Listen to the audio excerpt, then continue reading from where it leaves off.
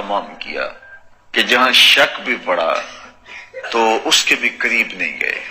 حضرت ابو صالح جنگی دوست ایک بہت بڑے بزرگ گزرے ہیں، دجلہ کے کنارے وضو کر رہے تھے، بھوک کی شدت تھی، پانی کے بہاؤ پہ ایک سیب آتے ہوئے دیکھا، جب قریب آیا تو دل میں آرزو پیدا ہوئی، بھوک تو لگی تھی، اسے پکڑا، توڑا اور کھا گئے۔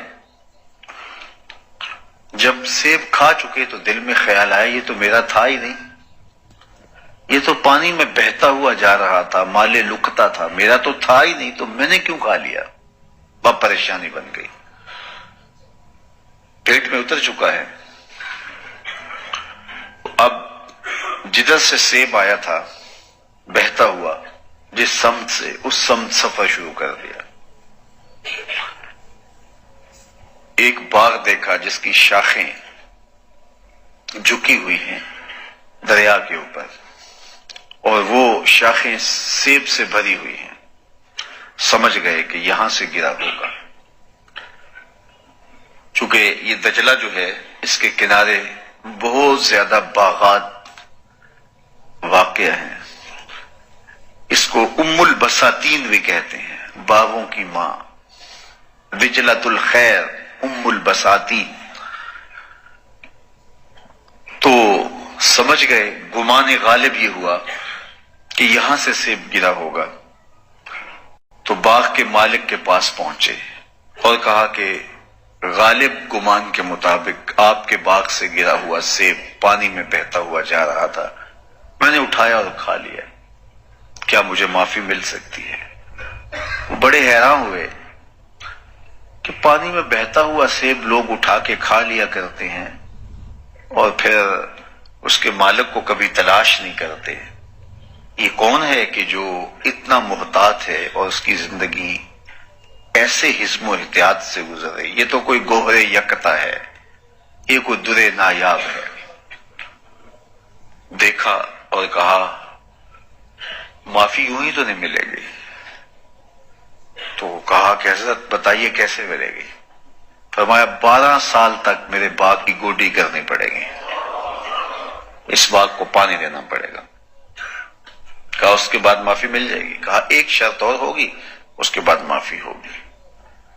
کہا ٹھیک ہے، 12 سال باغ کی گوڈی کرتے رہے، خدمت میں لگے رہے۔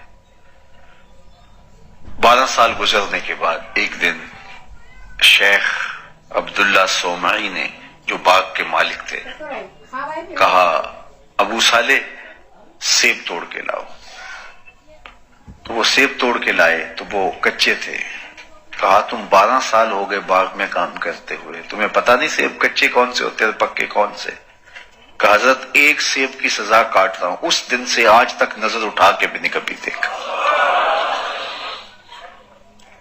کہا تمہارے 12 سال آج پورے ہو گئے، اب ایک شرط اور ہے، میری بیٹی سے تمہیں نکاح کرنا ہوگا، جو آنکھوں سے نابینا ہے، چل نہیں سکتی، بول بھی نہیں سکتی، سننے سے بھی قاصر ہے۔ کہا اس کے بعد تو معافی ہوگی؟ کہا ہاں۔ کہا میں قبول کرنے کے لیے تیار ہوں۔ اللہ اکبر، نکاح ہو گیا۔ جب حجلہ عروسی میں داخل ہوئے تو واپس اتنی تیزی سے پلٹے کہ سر پہ چوٹ لگی اور خون بہنے لگا۔ باہر شیخ عبداللہ صومعی تھے۔ کہا کہ بیٹے کیا ہوا؟ کہا ایک غلطی کی سزا 12 سال کاٹی، دوسری غلطی ہونے لگی تھی، آپ نے جس نشانی کی لڑکی سے میرا نکاح کیا تھا یہ وہ تو نہیں ہے، یہ تو کوئی اور ہے، یہ تو صحیح الحواس ہے، یہ تو صحیح الاعضاء ہے، یہ تو خوبرو خاتون ہے۔ کہا کہ یہی تمہاری بیوی ہے، لیکن آنکھوں سے نابینی اس طرح ہے کہ اس نے آج تک کسی غیر محرم کو نہیں دیکھا۔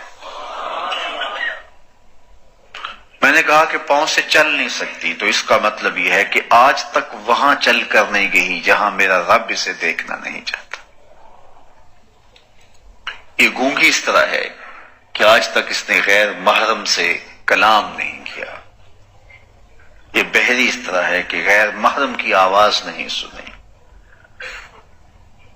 حضرت شیخ ابو صالح جنگی دوست اور حضرت عبداللہ سومعی کی اس بیٹی سے اللہ نے ایک بیٹا عطا کیا جسے دنیا حضرت سیدنا غوث اعظم شیخ عبد القادر جیلانی کے. جب مائیں ایسی پاک تینت اور پاک کمال اور حیا اور پردے کی خوگر ہوں اور باپ اتنے صالح ہوں، ایک سیب کھانے کی پاداش میں 12 سال سزا کاٹیں کہ میرا جرم معاف ہو جائے، تو پھر بیٹے غوث اعظم نہیں ہوں گے تو کون ہوگا؟ ماؤں کا اثر ہوتا ہے اولاد میں، باپ کا دیا ہوا لقمہ اور کھایا ہوا لقمہ اس کا اثر ہوتا ہے اولاد میں. تو پھر زمانے نے دیکھا حضرت غوث اعظم رضی اللہ تعالی عنہ نے کیسے معاشرے کو بدل کے رکھ دیا. محی الدین کے نام سے زمانہ انہیں جانتا ہے اور انہیں واقعی دین کی مردہ قدروں کو زندہ کیا. آج بھی حضور غوث اعظم، بلکہ آج کل عرس لگا ہے ان کا، انشاءاللہ اللہ نے چاہا تو 2-3 دن کے بعد انشاءاللہ 2-4 دن کے لیے ہم بھی وہاں ہوں گے. ان کی مرکز نور کو، تربت رحمت کو زیارت، ان کی تربت رحمت کی زیارت سے مالا مال ہوں گے. سعادتوں بھرے یہ لمحے اللہ آپ سب کو نصیب کرے. اور ایک میلہ سا لگا ہے، عرب بھی آ رہے ہیں، عجم بھی آ رہے ہیں، دنیا کے کونے کونے سے لوگ آ کے بغداد شہر دی کیے نشانی، اچیاں لمیاں چیراں ہوں. اللہ اے تن میرا پرزے پرزے جیوں درزی دیاں لیرا ہوں، انہاں لیراں دی گل کفنی پا کے تے میں غلساں سنگ فقیراں ہوں. بغداد شہر دے ٹکڑے منگساں تے کرساں میرا میرا ہوں. شہنشاہ اور کج کلا اس چوکھٹ پہ ہاتھ باندھے کھڑے ہوتے ہیں. کیا مناظر ہوتے ہیں، کیا محبت نامے اور کیا عقیدتوں اور نور و نکہت کا ماحول. زندگی انہوں نے اللہ اس کے رسول کے نام پہ لگا دی. آج مرنے کے بعد بھی زندہ. فقیر نام تنا دا باہو قبر جنا دی چیرے ہو. دنیا پہ کتنے آئے چلے گئے، آج دنیا ان کا نام بھی نہیں جانتا. بغداد کے عالی مرتبت حکمران جنہیں طوطی بولتا تھا، آج کہاں ہیں؟ آج ان کی قبروں کے نشان بھی ہمیں نہیں ملتے. لیکن یہ قبریں زندہ ہیں، ان قبروں کی مٹی سے بھی روشنی نکل رہی ہے. تو جب رزق پاک ہوگا تو پھر صالح اولاد نصیب ہوگی. تو رزق کو پاک کرنے کا اہتمام کیجیے. ہمارے بزرگ معمولی شک پہ حلال کو بھی چھوڑ دیتے تھے،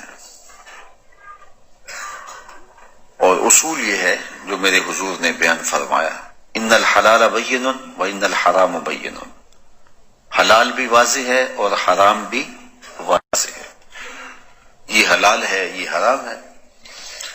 وبینہما امور مشتبہات، حلال اور حرام کے درمیان کچھ شبہ والی چیزیں ہیں. فرمایا جو شبہ میں پڑ گیا وہ حرام میں پڑ گیا.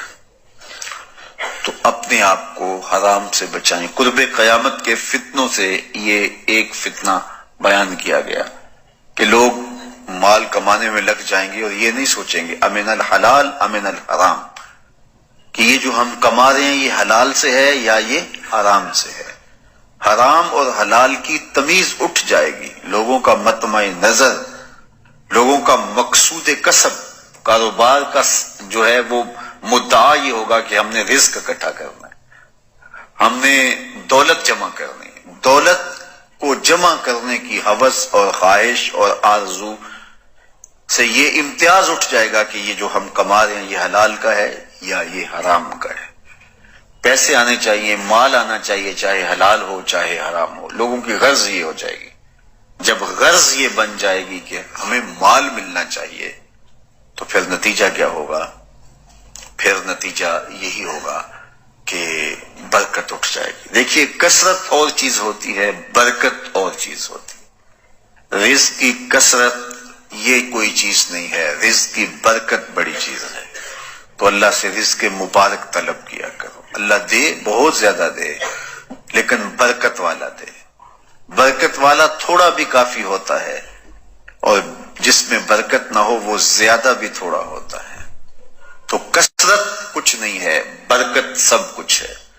تو برکت اسی رزق میں ہوگی جو رزق پاکیزہ ہوگا، حلال طریقے سے کمایا گیا ہوگا، کسی کو ضرر نقصان نہیں دیا ہوگا، اور اس کا حق ادا کیا گیا ہوگا. پہلی چیز عقل حلال. آپ جب بھی کاروبار کریں تو اپنے رزق کو ہمیشہ پاک رکھیں. دوسری بات صدق مقال. جس طرح آپ کے پیٹ میں حلال کا لقمہ نہیں اترنا چاہیے، حرام کا لقمہ نہیں اترنا چاہیے، اسی طرح آپ کی زبان سے سچ کے علاوہ کچھ نہیں نکلنا چاہیے. تمہاری زبان سچ بولے. تمہیں سچ بولنے کی تلقین کی گئی ہے. حضور علیہ الصلوۃ والسلام نے ایک جملہ ارشاد فرمایا، الصدق تمانیہ. اتنا جامع کلمہ ہے جس میں بہت کچھ آ جاتا ہے. صدق، سچائی، باطن کی طمانیت کا سبب اور ذریعہ ہے، باطنی سکون کا ذریعہ ہے. آگے فرمایا والکذب ریبہ، اور جو کذب ہے، جھوٹ ہے، وہ ریبہ، وہ تشکیک ہے، ابہام ہے، بے چینی ہے، اضطراب ہے، ٹینشن ہے، پریشانی ہے، اذیت ہے، ہر وقت کی بے قراری ہے. تو سچ طمانیت ہے، سکون قلب ہے، اطمینان باطن ہے، اندر کا قرار ہے، روح کا چین ہے. اور جھوٹ بے چینی ہے، اضطراب ہے، ٹینشن ہی ٹینشن ہے، پریشانی ہی پریشانی ہے، ایک اندیکھی تکلیف ہی تکلیف ہے. تو اس لیے ہمیں ریبا، اس بے چینی سے بچنے